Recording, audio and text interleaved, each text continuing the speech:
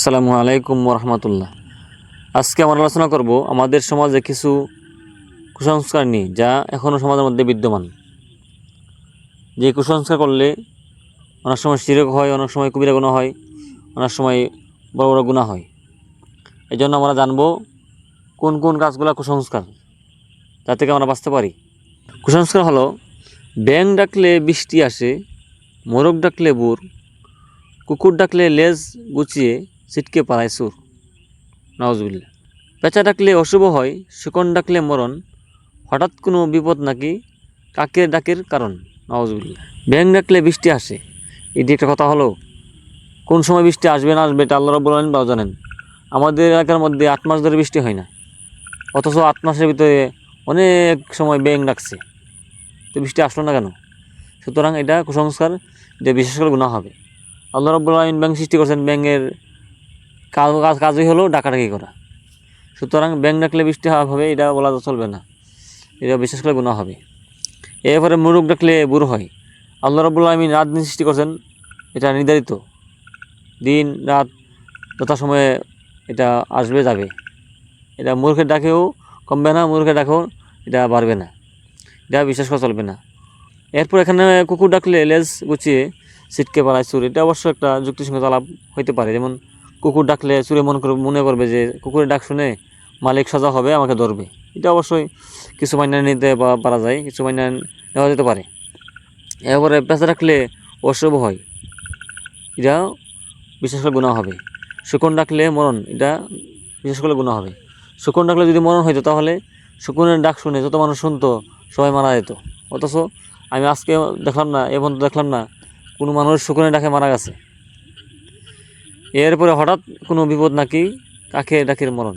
আমাদের সমাজের মধ্যে কাক বাড়ির আঙিনায় ডাকাডাকি করলে মানুষ কী করে, যে মনে করে যে এটা অশুভ বা বিপদ হইতাছে, দুঃখ হইতাছে, রোগ হইতাছে। এগুলা বিশেষ করে গুনাহ হবে, এগুলা বিশেষ করা চলবে না। এরপরে পাখি ডাকলে কুটুম আসে, মিষ্টি হাতে নিয়ে, বৃষ্টির মাঝে রোদ হাসিলে শিয়াল মামার বিয়ে। নাউজুবিল্লাহ।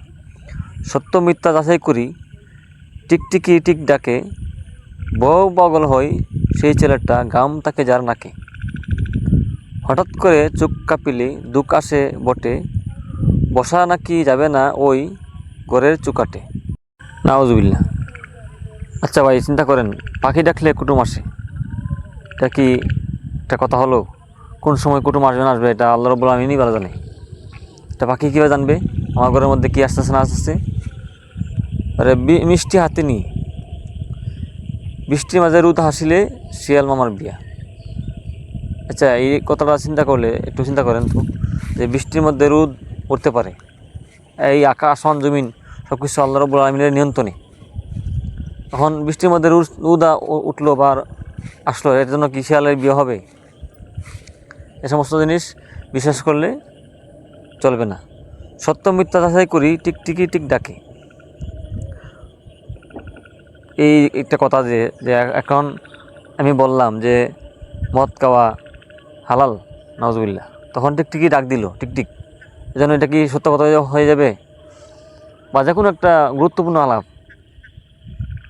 এখন আলাপটা সে করলো, এ সময় টিকটিক ডাক দিল, এজন্য কি এটা কি সঠিক হয়ে যাবে? এ সমস্ত সামাজিক কুসংস্কার বলতে বর্জন করতে হবে, বাদ দিতে হবে, নাহলে গুনাহ হবে। এবারে বউ পাগল হয় সেই ছেলেটা, গাম তাকে যার নাকে। কই নিয়ে কই আলাপ লাগা, যে নাকের মধ্যে গামলে বউ পাগল হয়, কি কইব আর। হঠাৎ করে চোখ কাঁপিলে দুঃখ আসে বটে,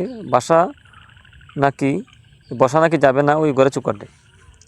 চোখ কাঁপলে দুঃখ আসে, চোকাটে বসা যাবে না, এই সমস্ত জিনিস বিশ্বাস করলে কবিরা গুনাহ হবে। এই জিনিসগুলো বিশ্বাস করা যাবে না।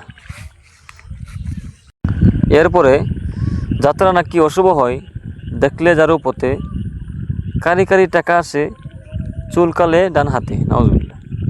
খাবার সময় উঠলে হাসি, কেউ তো স্মরণ করে, দুইবার ভাত না দিলে তার অকালে বউ মরে।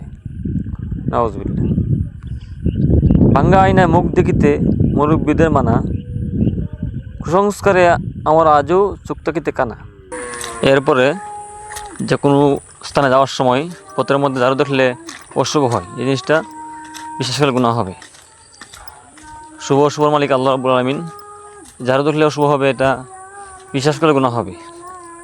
এবার হাত চুলকালে কারিগরি টাকা আসে, বেশি বেশি টাকা আসে, এটা বিশ্বাস করলে গুনাহ হবে। এরপরে খাওয়ার সময় হাসি দিলে কেউ স্মরণ করলো, এটা কুসংস্কার। এবার 2বার ভাত না দিলে অকালে বউ মরবে, এটা বিশেষ করে গুনাহ হবে, কবিরা গুনাহ হবে। এবারে বাংলা আইনায় মুখ দেখলে মুরব্বীদের মানা, এই জিনিসটাও কুসংস্কার।